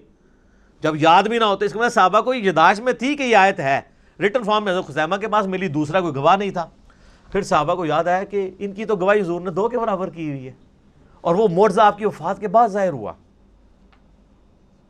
یہ پروفیسیز اور جو علامات النبوہ ہیں، اور وہ واقعہ بڑا مشہور ہے۔ نبی علیہ السلام نے ایک یہودی کے ساتھ ایک جانور کا سودا کیا۔ آپ گھر جب رقم لینے کے لیے، مال لینے کے لیے گئے، پیچھے سے کسی نے اس کو زیادہ قیمت لگا دی، وہ مکر گیا۔ آپ علیہ السلام واپس آئے تو اس نے کہا آپ نے سودا ہی نہیں کیا۔ آپ نے فرمایا تم مجھے نہ دو لیکن کم از کم مجھے جھوٹا تو نہ کرو۔ انہوں نے کہا نہیں، آپ نے سودا ہی نہیں کیا، اگر کیا تو گواہ لائیں۔ گواہ کوئی بھی نہیں تھا۔ تو حضرت خزیمہ وہاں سے گزر تھے، انہوں نے کہا میں گواہی دیتا ہوں کہ تم نے سودا کیا۔ معاملہ رفع دفع ہو گیا۔ جب وہ چلا گیا تو حضور نے کہا تم نے کیوں گواہی دی صلی اللہ علیہ وسلم؟ ان کا یا رسول اللہ میں نے آپ کے کہنے پہ اتنی بڑی بڑی گواہیاں دی ہیں، تو یہ تو بہت چھوٹی گواہی ہے، آپ کی شخصیت کو جب میں نے مان لیا۔ یعنی ہمارے پورے دین اسلام کی بنیاد جو ہے نا، وہ رسول اللہ پہ کھڑی ہوئی ہے صلی اللہ علیہ وسلم۔ اس قرآن کو ہم نے اللہ کی کتاب کس کے کہنے پہ مانا ہے؟ نبی صلی اللہ علیہ وسلم کے کہنے پہ۔ قبر کے عذاب کو، آخرت کے معاملات کو، جنت کو، یہ ساری چیزیں آپ کے کہنے۔ تو ان کا جب میں نے اتنی بڑی بڑی چیزیں، یہ تو چیز ہی کوئی نہیں۔ تو آپ علیہ السلام نے پھر ان کو آنری طور پہ فرمایا تھا کہ ہر معاملے میں 2 گواہوں کی ضرورت ہے۔ جہاں میرا خزیمہ ایک آ گیا نا، تو اس کی گواہی 2 کے برابر مان لینا۔ اور وہ سر حضرت ابوبکر کے دور میں معجزہ ظاہر ہوا، بخاری میں موجود ہے۔ وہ پھر اللہ تعالیٰ کے نبی علیہ السلام کو اللہ تعالیٰ نے یہ زندہ معجزہ امت تک ٹرانسفر کیا کہ ان کی گواہی کے اوپر وہ پھر آیات قرآن حکیم میں داخل کی گئی۔ لَقَدْ جَاءَكُمْ رَسُولٌ مِّنْ أَنفُسِكُمْ، یہ والی آیات، اور ایک روایت میں کسی دوسری آیت کا ذکر آتا ہے۔ بہرحال تو یہ ریٹن ریکارڈ کو سامنے رکھا جاتا تھا، اور پھر میچ کر کے تو پھر ایک مصحف تیار کیا گیا۔ وہ مصحف پوری زندگی حضرت ابوبکر کے پاس رہا، حضرت ابوبکر کی وفات کے بعد حضرت عمر کے پاس رہا۔ حضرت عمر نے اپنی وفات کے بعد ام المومنین اور اپنی بیٹی سیدہ حفصہ کو دے دیا، اور یہ سیدہ حفصہ کے پاس وہ مصحف تھا جو حضرت بکر نے لکھوایا۔ یہ بخاری کی حدیث یہاں پہ کنکلوڈ ہو جاتی ہے۔ اب اگلا پوائنٹ، علمی پوائنٹ نمبر 18، وہ ہے کہ قرآن حکیم کی جو قرات ہے، اس کو قریش کی قرات میں سیدنا عثمان غنی رضی اللہ تعالیٰ عنہ نے اسٹیبلش کر کے باقی ساری کی ساری جو ڈائلیکٹ تھے اس میں اگر ریٹن فارم میں بھی تھیں، وہ سارے کے سارے نسخے جلوا دیے تاکہ امت میں اختلاف نہ پیدا ہو۔ وہ بخاری میں حدیث ہے، حذیفہ ابن یمان کہتے ہیں کہ ہم نے آذربائیجان کی جنگ کے لیے، یعنی رشیا کی طرف جب حملہ کرنے لگے حضرت عثمان کے دور میں، تو ہم نے جو رومن اور پرشین امپائر جو مسلمانوں کے انڈر آ چکی تھی قادسیہ اور یرموک کے بعد، ان علاقوں میں ہم لوگوں کو ابھار رہے تھے جہاد کے لیے۔ جب وہاں پہنچے تو ہم نے لوگوں کو دیکھا کہ وہ ایک ہی قرآن کی صورت کو مختلف ڈائلیکٹ میں پڑھ رہے ہیں، چونکہ ظاہر ہے وہ سارے نان عربک مسلمان ہوئے ہوئے تھے نا، جس میں آج بھی اے بے تے پڑھ رہے ہوتے ہیں ہمارے لوگ۔ تو حضرت حذیفہ ابن یمان آئے، کہا، بخاری کے الفاظ ہیں، اے امیر المومنین امت کو تباہی سے بچائیں، امت میں تو اختلاف پیدا ہو جائے گا اس طریقے سے۔ تو حضرت عثمان غنی رضی اللہ تعالیٰ نے اس چیز کو بھانپ لیا، تو انہوں نے کہا کہ وہ جو نسخہ حضرت بکر نے لکھوایا تھا نا، وہ سیدہ حفصہ سے لے کے آؤ، اور جہاں پہ کہیں اختلاف آئے اس معاملے میں تو قریش کی قرات میں ریٹن ریکارڈ رکھو۔ پھر انہوں نے کئی ایک نسخے لکھوائے، اور یعنی حضرت عثمان کے آلموسٹ آپ سمجھ لیں دور کے آخری حصے کی بات ہے، میں نے اس لیے 25 سال کا ذکر کیا تھا، وہاں کے مصحف عثمانی یہ فائنل ہوا، اس لیے ہم اس کو مصحف عثمانی کہتے ہیں۔ اس لیے نہیں کہ حضرت عثمان نے لکھوایا، اس لیے کہ انہوں نے حضرت عثمان نے اس کو جو ہے وہ قریش کی قرات میں لکھوایا۔ نبی علیہ السلام کہ یہ جو صحابی ہیں حضرت عثمان غنی رضی اللہ تعالیٰ عنہ کا یہ کارنامہ اتنا بڑا کارنامہ ہے کہ اس پہ کسی کو اختلاف نہیں ہے۔ ایون آپ شیعہ تفاسیر بھی اٹھائیں تو شیعہ نے اپنی صحیح سند کے ساتھ قرآن حکیم کی تفاسیر میں لکھا ہے کہ مولا علی کہتے تھے کہ حضرت عثمان نے جو کچھ اپنے دور میں کیا، اگر میں ان کی جگہ ہوتا تو میں بھی یہی کرتا۔ امت کا احسان، امت پہ احسان ہے حضرت عثمان غنی رضی اللہ تعالیٰ عنہ کے وہ نسخے، جو میں نے پچھلی دفعہ بتایا تھا، وہ ٹاپ کاپی میوزیم میں بھی رکھا ہے، جس پہ حضرت عثمان کے وہ خون کے قطرے بھی گرے تھے، فَسَيَكْفِيكَهُمُ اللَّهُ سورۃ البقرہ کی آیات پہ، ان کے مقابلے پہ اللہ تیرے لیے کافی ہے۔ تو مصحف عثمانی اس لیے اسے کہا جاتا ہے، اور آج تو کاربن ڈیٹنگ کے ذریعے چیک بھی ہو سکتا ہے۔ تو یہ حضرت عثمان غنی رضی اللہ تعالیٰ عنہ کو جو کہا جاتا ہے نا کہ آپ قرآن جمع کرنے والے ہیں، یہ غلط ہے. آپ قرآن جمع کرنے والے نہیں، جمع نبی علیہ السلام نے اپنی مبارک زندگی میں لکھوایا اور حضرت بکر نے اس کو ایک جگہ دو گتوں کے درمیان کیا، اور قریش کی جو قرات والا جو اختلاف تھا اس کو ختم کر کے قریش کی قرات میں قرآن حکیم کو حضرت عثمان غنی رضی اللہ تعالیٰ نے ایک جگہ اسٹیبلش کیا. تو یہ اس کی پوری ہسٹری تھی. علمی پوائنٹ نمبر 19 وہ ہے میرے بھائیوں، یہ جو قرآن حکیم کا ہمارے پاس مصحف عثمانی ہے، اس پہ سنی اور شیعہ کا اجماع ہے. یہ بڑا پراپوگنڈا ہوتا ہے مناظروں میں بھی کہ جی شیعہ اس قرآن کو نہیں مانتے، اور آپ کو حیرانگی ہوگی کہ شیعہ سنیوں کے اوپر بھی اعتراض کرتے ہیں کہ سنی قرآن میں تحریف مانتے ہیں. وہ میرا آپ یوٹیوب پہ کلپ دیکھ لیں کیا شیعہ کافر ہیں، تو میں نے اس میں یہ ساری چیزیں کھولی ہیں. پریکٹیکلی اس وقت پوری دنیا کے پاس یہی قرآن ہے، مشرق سے لے کر مغرب تک، شمال سے جنوب تک. انڈونیشیا کا مسلمان ہو، افریقہ کا مسلمان ہو، رشیا کا ہو، امریکہ کا ہو، سب کانٹیننٹ کا ہو، کہیں سے قرآن پڑھنا شروع کریں، آیت آدھی پڑھیں چھوڑ دیں، اگلی آیت وہ پڑھے گا. دنیا میں اس وقت ملینز آف حفاظ موجود ہیں. کوئی دوسری رائے نہیں ہے قرآن حکیم میں کہ کوئی کہ کوئی آیت یہ آیت ادھر نہیں تھی ادھر ہے، یا آیت کے الفاظ جو ہے وہ غلط طریقے سے کوئی پڑھتا ہو. یہ مصحف عثمانی جو میرے ہاتھ میں ہے، یہ بلو بائنڈنگ میں آپ دیکھ رہے ہیں. یہ شاہ فہد پرنٹنگ پریس سعودیہ سے شائع ہوا ہے، اور یہ کاتب نے کمال رائٹنگ، یہ خط نسق میں لکھا ہوا ہے، جو ہم تاج کمپنی والی جو رائٹنگ ہے جو ہم یہاں سب کانٹیننٹ کے لوگ پڑھ سکتے ہیں. محمدی بولڈ فونٹ جسے کہتے ہیں، آلموسٹ اس کے قریب قریب ہے، بل اتنا نہیں ہے. وہ عرب کے لوگ تو وہ ٹریڈ عربک فونٹ چلتا ہے جس کو یہاں کے لوگ اتنی آسانی سے، یہ انہوں نے بلو بائنڈنگ میں سعودیہ والوں نے سب کانٹیننٹ کے لوگوں کے لیے اور باقی لوگوں کے لیے چھاپا ہوا ہے. اور گرین جو بائنڈنگ ہے گرین کلر کی، اس میں انہوں نے عرب کے لوگوں کے لیے، اس میں عربی دوسرے سٹائل میں لکھی ہوئی ہوتی ہے، وہ چپٹی سی خط ریحان ٹائپ کی. یہ بلو بائنڈنگ میں، اور یہ کاتب ہے دمشق کا، شام کا، اس کا نام ہے عثمان طاہا. یہ اس کاتب نے لکھی ہے، اور کمال اس نے لکھا ہے، ایسے انداز میں اس نے رائٹنگ کی ہے کہ ہر صفحے پہ آیت ختم ہو رہی ہے. یہ کتنا بڑا کمال ہے کہ آلموسٹ آپ یہ دیکھ لیں کہ یہ قرآن حکیم جو میرے پاس مصحف ہے، اس کے 600 کے قریب 600 پلس صفحات ہیں، اور ہر صفحے پہ آیت ختم ہو رہی ہے. اور یہ بھی نہیں کیا کہ الفاظ کو توڑ موڑ دیے جائیں، ایک جتنے الفاظ ہیں، اور اس نے اس زبردست انداز میں اس کو لکھا ہے. کمپیوٹر میں تو یہ پاسبل تھا، اس بندے نے ہاتھ سے لکھا ہے. کتنا بڑا کارنامہ ہے اس بندے کا. اور یہ اللہ نے اس کو اتنی قبولیت دی ہے کہ آج دنیا میں یہی قرآن چھپ رہا ہے، عثمان طاہا کا لکھا ہوا. یہی قرآن ایران والوں نے بھی اس سے یہ مخطوطہ لیا ہوا ہے. ایران میں بھی یہی قرآن چھپتا ہے جو سعودیہ سے. آپ ایران ہو گیا، بس یہ ہے کہ اس کی بائنڈنگ ریڈ ہے، اس کی بلو ہے. ایران والوں نے اس کا ذرا کلر ڈیفرنٹ کر لیا ہے، قرآن ایک ہی ہے. اچھا، آپ کو پڑھایا گیا جو شیعہ 40 پارے مانتے ہیں، قرآن ہو رہا ہے. آج تک آپ نے خود جا کے کبھی شیعہ کی کسی امام بارگاہ میں جا کے قرآن اٹھا کے چیک کیا؟ پراپوگنڈا چلتا ہے. سر جب آپ اس طرح کے جھوٹے پراپیگنڈے کرتے ہیں نا، پھر اس کا نقصان یہ ہوتا ہے کہ جو مخالف ہے نا، وہ اپنے اس عقیدے میں اور کانفیڈنٹ ہو جاتا ہے کہ یہ تو ہے ہی اتنے جاہل ہیں، جو اتنے جھوٹے ہمارے اوپر الزامات لگا رہے ہیں، تو ان کی باقی باتیں بھی غلطی ہوں گی. ایک اور آپ نے بڑا جھوٹ سنا ہوگا، جی وہ شیعہ میں حافظ قرآن کوئی نہیں ہوتا. اسماعیلیوں کے بارے میں بھی بہت مشہور ہے. سر اسماعیلیوں میں ایسے ایسے خاندان ہیں کہ ہر بچے ہی حافظ ہے. مجھے کوئی سے ایک بھائی نے ای میل کی، وہ بتانے لگا وہ اسماعیلی تھا، پھر میرے لیکچر سن کے وہ جو ہے وہ فرقہ واریت سے نکلا. تو مجھے بتانے لگا کہ ہمارے خاندان میں کوئی بندہ ایسا نہیں جو حافظ نہ ہو، لیکن بس حافظ ہی ہے، بلکہ حافظ ہے پنجابی والا، ترجمہ نہیں آتا، عقیدے قرآن کے مطابق نہیں. اور یہاں مشہور کیا ہے جی وہ شیعہ حافظ نہیں ہو سکتا.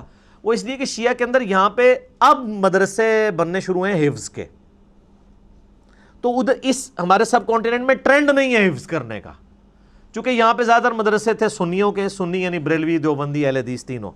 یہاں پہ وہ حفظ کرواتے تھے، پورا سسٹم چل رہا، تو ظاہر ہے وہ حافظ ہی بن کے نکلنے تھے. تو لیکن ایران میں آپ چلے جائیں، وہاں حفظ کے مدرسے ہیں، ہزاروں حافظ ملیں گے آپ کو. یہاں پہ بھی اب انہوں نے کچھ سلسلہ شروع کیا تو حفاظ ملیں گے. ہمارے پاس ہمارے وہ جو حیدر بھائی آتے ہیں، وہ قم یونیورسٹی سے پڑھے ہوئے ہیں، تو وہ حافظ بھی ہیں. اور ماشاءاللہ بہترین پروننسیشن ہے ان کی. تو یہ یعنی ایک جھوٹا پراپوگنڈا کیا جی وہ حافظ نہیں ہو سکتا چونکہ یہ قرآن کو مانتے نہیں تھے لہٰذا ان میں حافظ ہی کوئی نہیں ہے. کہانی ہے چل رہی ہے, 40 پارے ہیں, وہ جی 30 پارے وہ 10 پارے وہ کہتے ہیں بکری کھا گئی. اللہ یہ بکری کھانے والی حدیث سنن ابن ماجہ میں ہے. وہ تو شیعہ پیش کرتے ہیں, یہ تو آپ کی کتاب میں لکھا ہے بکری کھا گئی, اور حدیث بھی ٹھیک ہے. وہ بکری کھانے سے کیا ہو گیا؟ یہاں پہ بھی آپ دیکھیں کئی بار قرآن پاک کے نسخے جو ہے دریا میں دریا برد ہوئے ہوتے ہیں, کوئی ڈسپوز آف ہوئے ہوتے ہیں, تو وہ قرآن جو ہے وہ تو اس لکھے ہوئے مصحف کا محتاج ہی نہیں ہے. آج دنیا سے سارے مصحف ختم کر دیں تب بھی قرآن ختم نہیں ہوگا. اسی لیے بخاری میں آتا ہے اللہ تعالیٰ علم جو ہے نا سینوں سے سلب کر کے نہیں نکالے گا بلکہ علماء کو موت دے کر نکالے گا. جب تک سارے حافظ مر نہیں جاتے ہیں نا قرآن نہیں دنیا سے ختم ہو سکتا. لکھا ہوا بے شک سارا ریکارڈ ختم کر دیں. یہ اللہ تعالیٰ نے غیر معمولی حفاظت لی ہے. اسی لیے اب میں آپ کو بتا رہا ہوں کہ مصحف لکھتی کمپنی ہے تاج کمپنی یا ضیاء القرآن پبلیکیشن یا قدرت اللہ کمپنی, لیکن اس کو سرٹیفائی حافظ قرآن کرتا ہے کہ یہ صحیح لکھا ہوا ہے. وہ حافظ قرآن کیا وہ حضرت عثمان کا نسخے کو سامنے رکھ کے میچ کرتا ہے؟ نہیں. جو اس کو کریم کروایا گیا نسل در نسل عملی تواتر سے اجماع سے. اور یہ اتنا سٹرونگ سسٹم ہے کہ امام کعبہ بھی غلطی کرے اسے پیچھے لقمہ مل جاتا ہے. آج تک کسی بڑے سے بڑے عالم نے جب غلطی کی ہو کوئی احترام میں چپ رہتا ہے؟ لقمہ ملتا ہے سر, کو پڑھ نہیں سکتا. اب تو خیر ان کے لیے اور مصیبت کھڑی ہو گئی ہے نا, اب لوگوں نے smart phone air flight mode میں رکھے ہوتے ہیں. پہلے تو حافظ اتنی لمبی چھلانگیں مار جاتے تھے تراویح میں, تو وہ سامع کے ساتھ ملی بھگت ہوتی تھی کہ جو اس کو ویک پورشن یاد ہوتا تھا اس پہ چھلانگ مار دیتا تھا. اب چھلانگ مار ہی نہیں سکتا, اس لیے حفاظ کی بھی چھانٹی ہو رہی ہے. اب پکے حافظ ہی صرف قیام اللیل کروا سکتے ہیں رمضان کا, کچے حافظ کروا بھی نہیں سکتے, پکڑے جائیں گے, چھلانگ مار ہی نہیں سکتے. اچھا پھر وہ اتنے سارے سامعوں سے تو نہیں کوئی لڑ سکتا, ایک سامع کو تو کہہ سکتا ہے. ہم نے تو بڑی لڑائیاں ہوتی دیکھی ہیں کہ سامع غلطی نکالتا تھا تو 2-3 تو بس برداشت کرتے تھے, پھر وہ ایسے آنکھیں نکالتے تھے اگلی بار وہ پڑھتے جاتے تھے. لیکن اب اتنے لوگ کھڑے ہیں وہ تو نہیں پھر چھوڑیں گے کہ یہ آپ کیا پڑھ رہے ہیں. اس لیے اب آپ دیکھیں پکے حافظ اچھا قرآن پڑھنے, اب لوگوں میں شعور بھی ہے یار قرآن سننا ہے ہم نے, یعلمون تعلمون نہیں سننا. تو لوگ بڑی یعنی کنسنٹریشن کے ساتھ ایسی مساجد کے اندر جاتے ہیں جہاں سکون سے قرآن پڑھا جاتا ہو, لوگ قرآن کو انجوائے کرتے ہیں. یہ یعنی سمارٹ فون کی برکت اس حوالے سے ہے. اب اس دن سے ڈریں کہ یہ علماء یہ فتوی نہ دے دیں کہ سمارٹ فون میں قرآن پڑھنا اور سننا حرام ہے, تاکہ ان کی جان چھوٹ دے. ہاں ایک بندے نے یہ کہا, میرا کوشچن بھی چڑھا ہوا ہے کیا موبائل پہ قرآن پڑھ سکتے ہیں؟ اس نے کہا جی قرآن پڑھ تو سکتے ہیں لیکن اس قرآن کا ثواب نہیں ملے گا. ایک کہانی کرا لی ہے. تو پھر میں نے اسے پھکی دی تھی کہ صحابہ کرام کو دیکھ کے قرآن پڑھتے تھے, ان کو زبانی پہ ثواب ملتا تھا. تو ہم اگر مصحف سے نہیں دیکھ کے پڑھ رہے ہیں, موبائل سے دیکھ کے پڑھ رہے ہیں, تو ہم تو ڈبل کام کر رہے ہیں, پڑھ بھی رہے ہیں اور دیکھ بھی رہے ہیں, تو ہمیں اتنا بھی ثواب نہیں ملے گا. وہ تو خالی زبانی پڑھتے تھے سوائے ان لوگوں کے جن کے پاس مصحف تھا اور وہ حافظ نہیں تھے. تو یہ حفاظ والا بھی پورا پراپوگنڈا کیا ہوا جی کہ جی وہ حافظ جناب ہو ہی نہیں سکتا کوئی. علمی پوائنٹ نمبر 20, اور وہ ہے میرے بھائیوں قرآن حکیم کی 7 قرات اسٹیبلش ہیں.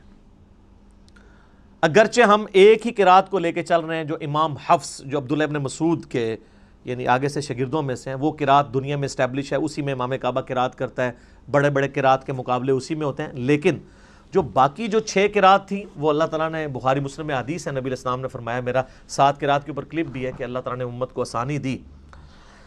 لیکن وہ قرات جو ہے وہ اس طریقے سے صرف جو 7 عشرہ جن قرآن نے کورس کیا ہوا ہے ان کو آتی ہے. بعض جگہ پہ وہ پڑھی بھی جاتی ہے, یعنی یہ جو سوڈان کے اندر یا فلسطین میں کچھ لوگ ہیں جو عام قرات کے اندر بھی اس کو پڑھتے ہیں. مثلا یہ اب جو مالک یوم الدین ہے نا, ایک قرات میں یہ مالک یوم الدین بھی ہے, ٹھیک ہے. وَالضُّحَىٰ وَاللَّيْلِ اِذَا سَجَا, تو ایک قرات میں ہے یہ وَالضُّحَىٰ وَاللَّيْلِ اِذَا سَجَے. یہ ڈائلیکٹ بدل گیا. جو میں نے بتایا تھا نا, ہم یہاں پہ کہتے ہیں ادھر آ, اور پنڈی کے لوگ کیا کہتے ہیں ادھر آ. یہ وہی ہے وَالضُّحَىٰ وَالضُّحَىٰ. تو یہ مختلف قرات چل رہی ہیں, اور اب سعودی عرب نے 7 قرات والے قرآن بھی چھاپ دیے ہیں. ہر قرات کا قرآن لادہ سے یعنی پڑھنے کے. ویسے تو عرب کے لوگوں کو تو یہ جو اعراب ہے یا اس کو حرکات کہنا اپروپریٹ ورڈ ہے، اعراب تو نہیں کہنا چاہیے. اعراب تو وہ حالت ہوتی ہے جس میں وہ حرکات زبر زیر پیش کی وجہ سے چلا جاتا ہے. یہ ایک لفظ آراب ہے. آراب کہتے ہیں پینڈو لوگ، بادیہ نشین. قالت الاعراب آمنا.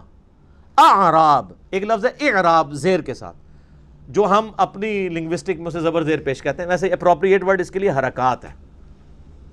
ان حرکتوں کی وجہ سے، حرکات کی وجہ سے جو اعرابی حالت بنتی ہے نا، وہ یعنی عربی لنگوسٹک کے پوائنٹ آف ویو سے، جیسے کہ ویسے لفظ ہے حالت رفع میں ہوتا ہے لفظ محمدن، لیکن دروشی میں کیا ہے؟ محمدن. کیوں؟ علی آ گیا، اللہم صلی علی محمدن. لیکن اذان میں محمدن ہے. کیوں؟ انا آ گیا، انا کی وجہ سے پیش زبر میں بدل گیا. اشہد ان محمد در رسول اللہ. کلمے میں ہم پڑھتے ہیں محمد الرسول اللہ، اور اذان میں پڑھتے ہیں محمد در رسول اللہ، اور دروشی میں محمدن. زبر زیر پیش کا فرق دیکھا آپ نے؟ تو یہ مختلف حالتیں آ جاتی ہیں. تو یہ حرکات کی عرب کے لوگوں کو ضرورت نہیں ہوتی ہے. عرب کے لوگوں کو آپ سمپل زبر ڈال کے دینا اور وہاں پر کھڑی زبر آتی ہو جو ڈبل کھینچی جاتی ہے، ایک الف کے برابر 2 حرکت، وہ اس کو ڈبل ہی کھینچیں گے، ان کی زبان پہ چڑھے گا ہی نہیں. تھوڑی بہت جن لوگوں کو عربی کے ساتھ شغف ہے نا، وہ بھی اگر الفاظ پڑھیں گے نا تو ان کو فوراً غلطی پتہ چل جائے گی، یار یہ اس طرح نہیں ہے، یہ لفظ اس طرح ہو ہی نہیں سکتا. الفاظ کی یعنی کھینچنے کے اعتبار سے حروف مدہ جو ہیں یا حرکات ہیں یا حروف لین ہیں، وہ ان کو پتہ چل جاتا ہے. مجھے خود کئی بار پتہ چل جاتا ہے، وہ زبان پہ چڑھتا ہی نہیں ہے لفظ. پھر مجھے تو چونکہ عربی میں نے کورس بھی پورا کروایا ہوا ہے، اللہ کے فضل سے 5.5 لاکھ سے زیادہ لوگ دیکھ چکے ہیں. 2 سال میں جو قاری کورس کراتے ہیں نا قرات کا، میں نے اس کو 90 منٹ کے اندر سارا پورے کا پورا ہی کور کر دیا اللہ کے فضل سے. وہ 90 منٹ کوئی دیکھ لے ایک نشیز میں بیٹھ کے، وہ ایک قاری کے برابر شاید اس سے بھی اچھی کر لے اگر وہ اس رولز کے مطابق چلنا شروع کر دے. وہ مشکل نہیں ہے. تو یہ جو 7 قرات ہیں قرآن حکیم کی اسٹیبلش ہیں. اور ابن مسعود کے بارے میں آتا ہے بخاری مسلم میں کہ وہ معوذتین آخری 2 سورتوں کو قرآن کا حصہ نہیں مانتے تھے. لیکن یہ چیز جو ہے نا، وہ بعض لوگ تو کہتے ہیں یہ روایتیں جعلی ہیں، لیکن میں نے یہ روایتیں ٹھیک ہیں. اصل میں عبداللہ ابن مسعود ان کو دعاؤں کے طور پہ مانتے تھے، اور بعد میں انہوں نے رجوع کیا، کیونکہ امام حفص کی جو قرات ہم تک چل رہی ہے، جو اس وقت امام عاصم حفص کی، وہ ابن مسعود کی قرات ہے. تو اس میں تو معوذتین موجود ہیں. پوری دنیا کے مسلمان اسے لکھتے ہیں اور پڑھتے ہیں، ایز اے قرآن اسے یاد کرتے ہیں. اس لیے ہم کہتے ہیں صحابہ کا اجماع حجت ہے. انڈیویجول کسی صحابی کی رائے غلط ہو سکتی ہے، اجماع پہ اللہ کا ہاتھ ہے. جو مسند الحاکم میں 399 نمبر حدیث ہے کتاب العلم چیپٹر میں، کہ اللہ تعالیٰ میری امت کو کبھی گمراہی پہ جمع نہیں ہونے دے گا، جماعت پہ اللہ کا ہاتھ ہے. جماعت پہ پوری امت جو بات مان رہی ہوگی نا، وہ بات ایسی ہوگی اجماع امت، اس پہ اللہ کا ہاتھ ہے. انڈیویجولی کسی بندے کی رائے غلط بھی ہو سکتی ہے، امت کا اجماع جو ہے نا وہ حفاظت کرتا ہے. ٹھیک ہو گیا؟ تو یہ 7 قرات والا ایک بڑا کریٹیکل ایشو ہے. میں نے اسی لیے اس کے اوپر حدیثیں بھی بخاری مسلم کی پیش کر کے نا ایک 7 قرات کا مسئلہ آپ یوٹیوب پہ لکھیں، 7 قرات کا اختلاف، ایک ویڈیو ریکارڈ کروا دی ہے. کیونکہ بعض لوگ غیر مسلم بھی اعتراض کرتے ہیں 7 قرات کی. ایسے وہ کہتے ہیں آپ کا کلیم ہے کہ قرآن کا ورژن کوئی نہیں ہے، قرآن ایک ہی ہے پوری دنیا میں، پھر 7 قرات کہاں سے آ گئی؟ اور پھر سعودیہ والوں نے 7 قرات چھاپ بھی دی ہیں اب ریٹن فارم میں. اب وہ لا کے دکھاتے ہیں، وہ کہتے ہیں جی دیکھیں جی آپ کے قرآن میں تو یہ لفظ ایسے لکھا ہے، اس میں تو یوں لکھا ہوا ہے. اور اس میں صرف زبر زیر کا بھی فرق ہوتا نا، تب بھی کام چل جاتا. مالک یوم الدین اور مالک یوم الدین یہ تو چل جائے گا کہ چلیں لکھنے میں دونوں ایک طرح ہی ہیں. ملک لکھے نا، ایک لفظ ہے ملک فرشتے کو کہتے ہیں، ایک لفظ ہے ملک بادشاہ کو کہتے ہیں، ملوکیت والا. تو یہ ہمارے یہاں پہ جو یعنی پنجاب میں لوگ ہیں نا، یہ ملک جو کہلواتے ہیں، چودھری ملک، وہ زیر والے ملک ہیں. یہ ملک نہیں ہے، فرشتے نہیں ہیں، انسان ہی ہے. یہ ملک وہ والا ہے، خلافت و ملوکیت والا، وہ والا ملک. تو یہ یعنی زبر، ایک صرف زبر اور زیر سے کتنا فرق پڑ جاتا ہے. تو اس میں تو کام چل جائے گا. مالک یوم الدین کو عربی میں لکھا جاتا ہے تو ملک لکھا جاتا ہے. مالک ہی پڑھنا ہو جو ہماری قرات میں ہے تو کھڑی زبر لگا دیتے ہیں. اگر دوسری قرات میں پڑھنا ہو تو اس کی دوسرے والی زبر لگا دیتے ہیں، مالکی، کھڑی زبر ہوگی مالکی. اب یہ لفظ تو اپنی جگہ موجود ہے، صرف اس کی حرکات کی تبدیلی کی وجہ سے اس میں فرق پڑ گیا، یہ تو آپ کو عزم ہو جائے گا. لیکن جو صحیح بخاری میں ہے کہ ابن مسعود جو ہیں واللیل اذا یغشا والنہار اذا تجلی وما خلق الذکر والانثی، یہ ہمارے مصحف میں ہے. وہ ماں کے بغیر پڑھتے تھے وخلق الذکر والانثی، اس میں تو ماں ہی پورا غائب ہے. تو وہ پھر کافر لے آتے ہیں، وہ کہتے ہیں دیکھیں جی آپ کے اس میں لفظ میں ماں موجود ہے، اس میں ماں موجود نہیں ہے. لیکن معنوں میں فرق نہیں پڑتا. اس طرح کئی اور الفاظ ہیں. ایک قرات جو ہمارے پاس ہے لقد جاءکم رسول من انفسکم، تمہارے پاس رسول آئے تمہاری جانوں میں سے، تمہاری سپیشیز سے. ایک قرات میں لفظ ہے انفاسکم، اس کا مطلب ہو جائے گا تم میں نفیس ترین. بیک وقت دونوں معنی درست ہیں، وہ تو کام چل جاتا ہے. مسئلہ یہاں پہ آ کے ہوتا ہے. اسی لیے اہل تشیع میں کئی لوگ ہیں جن کا یہ موقف ہے کہ یہ 7 قرات فراڈ ہے. اگر ہم 7 قرات کو ماننا شروع کر دیں گے تو قرآن ڈاؤٹ فل ہو جائے گا. لیکن پرانے اہل تشیع میں اور اہل سنت سب کے سب 7 قراتوں کو مانتے ہیں، سوائے جو چند ماڈرن اسکالر ہیں. لیکن اس سے انکار ممکن نہیں، یہ 7 قرات ہیں. اس کی وجہ سے کوئی عقائد میں نظریات میں فرق نہیں پڑتا، نہ اس کو تماشا بنانا چاہیے. اور اگر کوئی ان 6 قرات کا انکار بھی کرتے ہم اس کی کوئی تکفیر نہیں کریں گے. امت صرف اسی ایک قرات کی پابند ہے جو مشرق سے لے کر مغرب تک، شمال سے لے کر جنوب تک پوری دنیا کے مسلمانوں کے ہاتھ میں، اور وہ یہ جو قرآن چھپ رہا ہے، جو میں نے بتایا بلو بائنڈنگ میں. عثمان طاہا دمشق کا رائٹر ہے، اس کے ہاتھ کی یہ لکھی ہوئی سعودیہ سے چھپتی ہے، اور یہی رائٹنگ اسی کا مخطوطہ ایران والوں نے ریڈ کلر کی بائنڈنگ میں چھاپتے ہیں. آپ چلے جائیں تو آپ کو مل جائے گا. ابھی صرف 20 پوائنٹ کور ہوئے ہیں، 10 پچھلی دفعہ، 10 اس دفعہ. ابھی قرآن حکیم کے کئی ایک اور امپورٹنٹ چیزیں ہیں جو اگلے 20 ٹاپکس میں امید ہے اگلی 2 لیکچرز کے اندر انشاءاللہ تعالیٰ کور ہو جائیں گے. اللہ تعالیٰ سے دعا ہے جو حق بات میں نے کہی اللہ تعالیٰ ہمارے دلوں میں راسخ فرمائے.